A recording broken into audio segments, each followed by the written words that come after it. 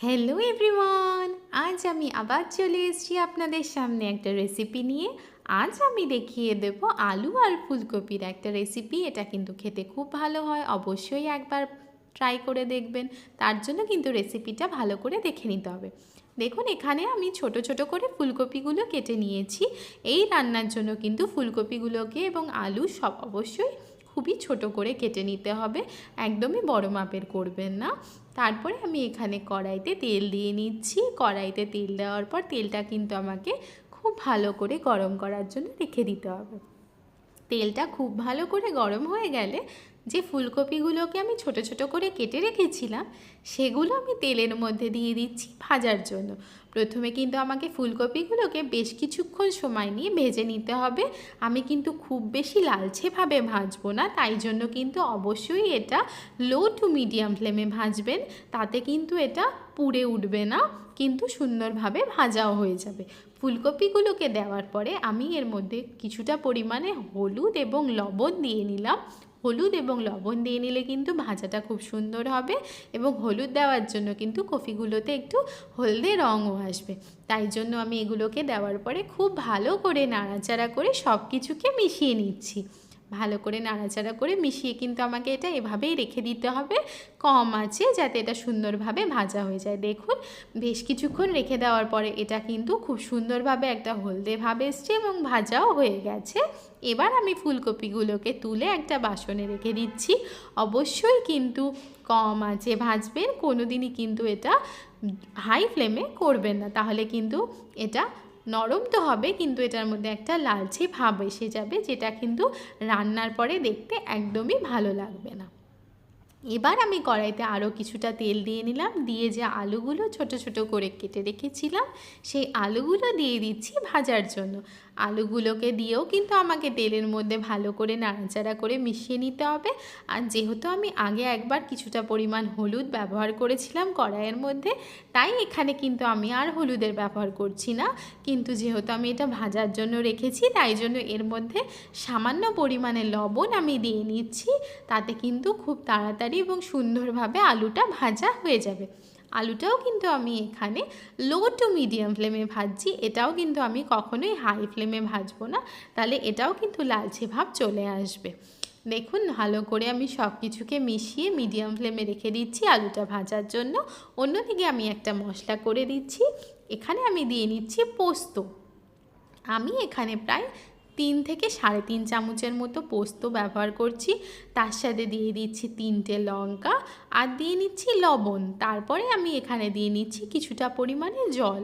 জলটা খুব বেশি পরিমাণে দিচ্ছি না, মোটামুটি পুরো পোস্তটা যাতে ভালো করে ভিজে যায় ততটা পরিমাণে দিয়ে দিচ্ছি। পোস্তটা কিন্তু আমি এখানে কিছুক্ষণ ভিজিয়ে রাখবো, যতক্ষণ আলুটা না ভাজা হচ্ছে, মশলার প্রয়োজন হচ্ছে। এবার আমি দেখুন আলুগুলো ভেজে নিয়ে তুলে রাখছি একটা বাসনে। আলুটা কিন্তু এখানে প্রায় 50 to 60% ভাজা হয়ে গেছে। আমি তারপরেই আলুগুলোকে তুলে রেখে দিচ্ছি। আলুগুলো পুরোপুরি তুলে নিয়ে আমি কিন্তু কড়াইতে আবারও কিছুটা তেল দিয়ে নেব, যার মধ্যে কিন্তু আমি মশলাটা পুরোপুরি রেডি করে নেব। তেলটা ভালো করে গরম হলে আমি এর মধ্যে কালো জিরে এবং একটা শুকনো লঙ্কা ফোড়ন দিয়ে নিলাম। ফোড়নটাকে আমি তেলের মধ্যে ভালোভাবে নাড়াচাড়া করে নিচ্ছি, যাতে এর মধ্যে থেকে একটা হালকা মিষ্টি গন্ধ বেরোয়। তারপরে আমি এখানে দিয়ে দিচ্ছি 1 চামচ হলুদ, আর তার সাথে দিয়ে দিচ্ছি কাশ্মীরি মির্চের গুঁড়ো। এই দুটো কিন্তু আমি তেলের মধ্যে দিয়ে দিচ্ছি, যাতে তেলের সাথে এটা খুব ভালোভাবে মিশে যায় এবং একটা সুন্দর রং আসে। ভালো করে এটা আমি তেলের মধ্যে নাড়াচাড়া করে মিশিয়ে নিলাম। তারপরে যে আলু আর ফুলকপি ভেজে আমি তুলে রেখেছিলাম সেটা পুরোপুরি একসাথে আমি দিয়ে দিচ্ছি এর মধ্যে ভালো করে মিশিয়ে নেওয়ার জন্য। এবার মশলা ভালো করে যে তেলের মধ্যে আমি আলু আর ফুলকপিগুলোকে নাড়াচাড়া করে নিচ্ছি, সব কিছুকে মিশিয়ে নিচ্ছি। তাতে কিন্তু এটার মধ্যে খুব সুন্দর একটা রং আসবে, কারণ আগে থেকে হলুদ এবং লঙ্কার গুঁড়োটা আমি দিয়ে দিয়েছিলাম। ভালো করে নাড়াচাড়া করে মিশিয়ে নিচ্ছি। নিয়ে আমি আরও কিছুক্ষণ প্রায় 1/2 থেকে 1 মিনিটের জন্য এটাকে হালকাভাবে এভাবেই নাড়াচাড়া করব কম আঁচে। এখানেও কিন্তু আমি হাই ফ্লেমে কাজটা করব না। প্রায় 1 মিনিট পরে আমি এর মধ্যে দিয়ে দিচ্ছি মশলা। যে পেস্টটা আমি রেডি করে রেখেছিলাম সেই পেস্টটা আমি পুরোপুরি দিয়ে নিলাম, আর তার সাথে একটু জল দিয়ে সেই বাসনটা জল দিয়ে ধুয়ে সেই জলটাও কিন্তু আমি এর মধ্যে দিয়ে দিচ্ছি। তারপরে পুরো মশলাটাকে আমি এটার সাথে ভালো করে নাড়াচাড়া করছি। আমি প্রায় হাফ মিনিট থেকে 45 সেকেন্ডের জন্য এটাকে এভাবেই নাড়াচাড়া করব, যাতে মশলাটা পুরোটাই কফি এবং আলুর সাথে মিশে যায়। দেখুন আমি খুব সুন্দরভাবে নাড়াচাড়া করে মশলাটাকে পুরোপুরি এর সাথে মিশিয়ে নিয়েছি, আর প্রায় 40 সেকেন্ডও হয়ে গেছে।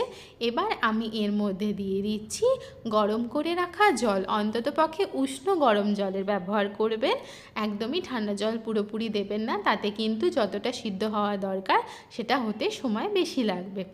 এবার আমি জল দিয়ে সব কিছুকে ভালো করে জলের মধ্যে মিশিয়ে নিচ্ছি। এখানে কিন্তু আমাকে অবশ্যই কম জলের ব্যবহার করতে হবে। এই তরকারিতে কিন্তু জল বেশি ব্যবহার করলে স্বাদ ভালো হবে না। এখানে আমি আরও কিছুটা পরিমাণে লবণ দিয়ে নিলাম। লবণ আমি যেহেতু আগে ব্যবহার করেছিলাম তাই বেশি দিচ্ছি না। আর তার সাথে দিয়ে নিচ্ছি প্রায় 1 চামচের মতো চিনি। আপনারা যদি একটু মিষ্টি মিষ্টি ভালো খান তাহলে চিনির পরিমাণটা একটু বেশিও দিতে পারেন। আমি এখানে 1 চামচ চিনির ব্যবহারই করলাম। যেহেতু এটা নিরামিষ রান্না, এখানে কিন্তু মিষ্টির ব্যবহার অবশ্যই করবেন।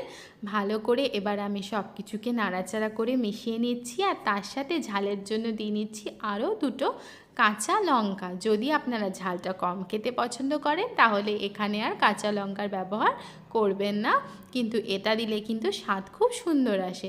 এবার সব কিছুকে ভালো করে মিশিয়ে নিয়ে আমি ঢাকা দিয়ে দিলাম প্রায় 5 থেকে 6 মিনিটের জন্য কম আছে। দেখুন 6 মিনিট পরে যখন আমি ঢাকনা তুলেছি, আমার কিন্তু সব কিছু খুব ভালো করে মিশে গেছে এবং এটা কিন্তু পুরোপুরি সিদ্ধ হয়ে গেছে। আমার কিন্তু তরকারিটা প্রায় রেডি হয়ে গেছে। আমি একবার এটাকে হালকাভাবে নাড়াচাড়া করে নিচ্ছি, আর কিন্তু আমি এটা ঢাকনা দিয়ে কোনোভাবেই ঢেকে নেব না, তাহলে কিন্তু এটা পুরোপুরি গলে যাবে। তাই জন্য আমি এটাকে হালকা হাতে একটু নাড়াচাড়া করে নিচ্ছি। তারপরে আমি এটার মধ্যে দিয়ে নেব একটা স্পেশাল জিনিস। আমি এর মধ্যে দিয়ে নিচ্ছি সর্ষের তেল। এটা দিলে পরে কিন্তু এই তরকারির স্বাদটা খুব ভালো হয়। অনেকেই বলবেন কাঁচা সর্ষের তেল দিলে স্মেল আসতে পারে, কিন্তু এইভাবে একবার অবশ্যই সর্ষের তেল দিয়ে আরও হাফ মিনিটের জন্য এভাবেই রেখে দিয়ে তারপরে রান্নাটা কমপ্লিট করে দেখুন, খেতে কিন্তু খুবই ভালো হয়। যদি ভালো লাগে অবশ্যই লাইক করবেন।